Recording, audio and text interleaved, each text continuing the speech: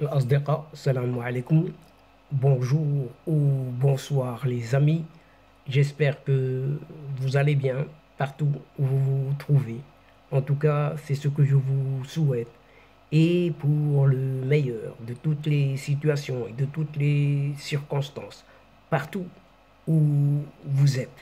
Bienvenue sur votre chaîne Bled Magharibia, qui attend comme toujours vos encouragements qui nous font énormément de bien et dont nous avons bien besoin. Merci pour tous vos commentaires, pour vos précieux conseils, ainsi que pour vos gentils compliments. Mais abonnez-vous pour rester tout simplement très informé à partir de votre chaîne. أصدقاء، أتمنى تكونوا بخير وعلى خير أينما كنتم. أهلا وسهلا بكم ومرحبا بكم في قناتكم.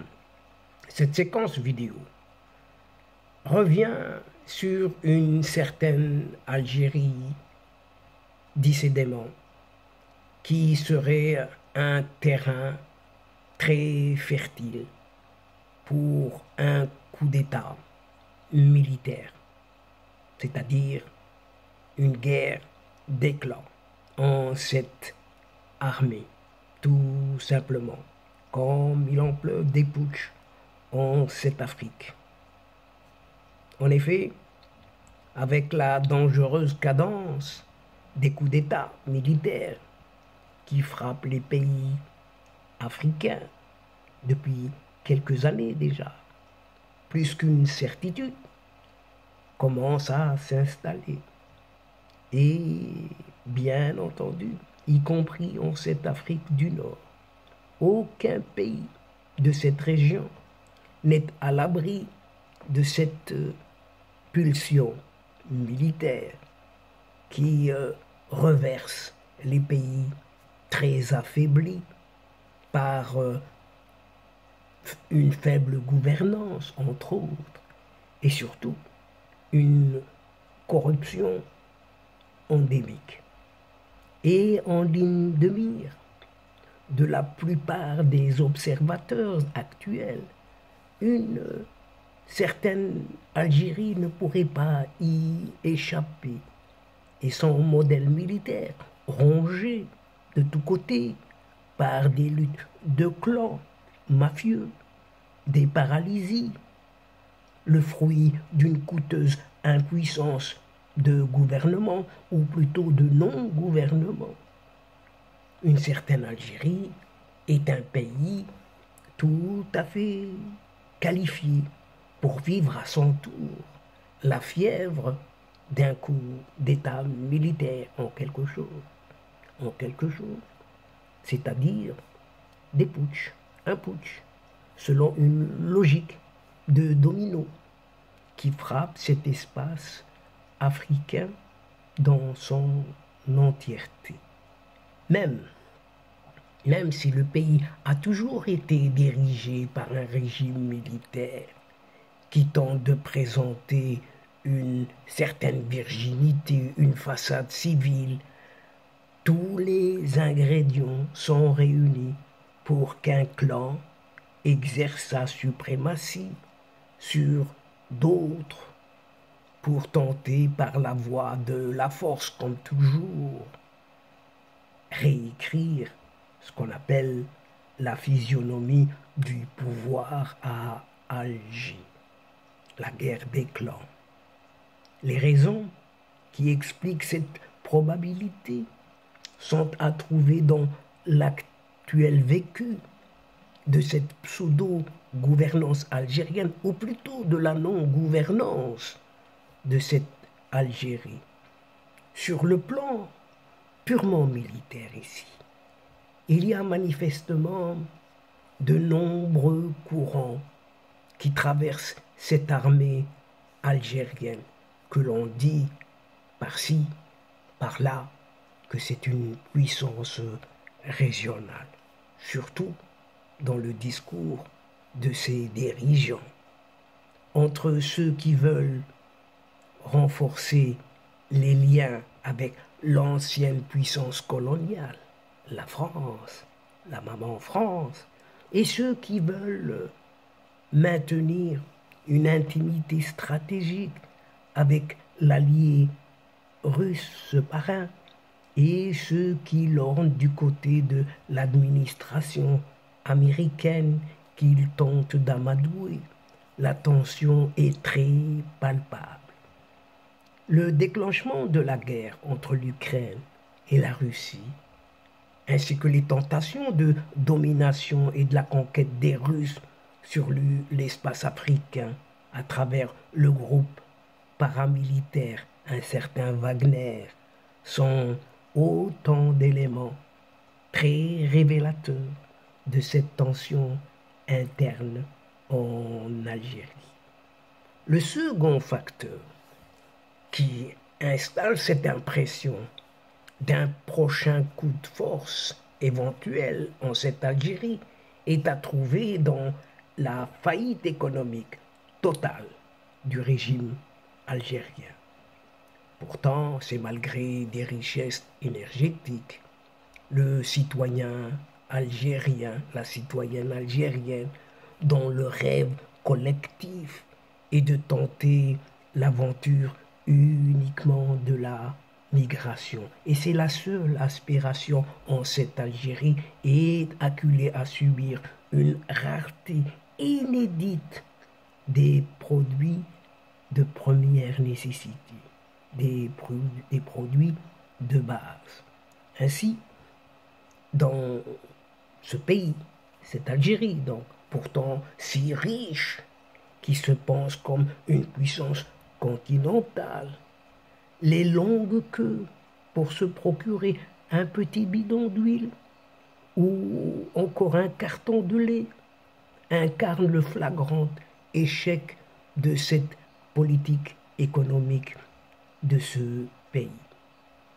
Récemment, la polémique sur la carence de lentilles, vous entendez bien, et de haricots blancs a magnifié aux yeux des Algériens, des Algériennes, toute une impuissance et surtout l'incompétence de ce qui est appelé leurs élites dirigeantes. Un autre élément pourrait être annonciateur de ce coup d'État, ce putsch à venir. Il s'agit tout simplement du raidissement de l'actuel régime de plus en plus qui serre la vis et qui ne trouve aucune solution pour gérer les tensions internes que la prison ou l'exil. C'est binaire, prison ou partir. Ainsi, depuis l'arrivée de cet effacé athée, pour ne pas dire ce raté président athée, les prisons ont été remplies à gogo de deux types d'Algériens. Ceux d'abord militaires ou encore hommes d'affaires, dit-on corrompus, qui ne peuvent présenter une certaine allégeance aveugle aux nouveaux maîtres mafiosi de cette Algérie. Et ceux parmi les journalistes et autres militants de droits de l'homme qui osent la moindre petite critique contre le régime algérien. Et ils sont mis dans les geôles de ce pays. Et cette politique de la prison, très facile, et de la chasse tous azimuts à l'opposant, régulière, est devenue si fréquente et si synonyme de la pratique du pouvoir à Alger que le pays entier est devenu une prison tout simplement à ciel ouvert. Mais sans aucun doute, la raison déterminante qui pourrait accélérer ce coup d'État, ce putsch militaire, a un lien avec les préparatifs d'un deuxième mandat pour ce crétin athée. Pour certains, haut gradé, ce raté, athée, est une carte totalement grillée et complètement démagnétisée.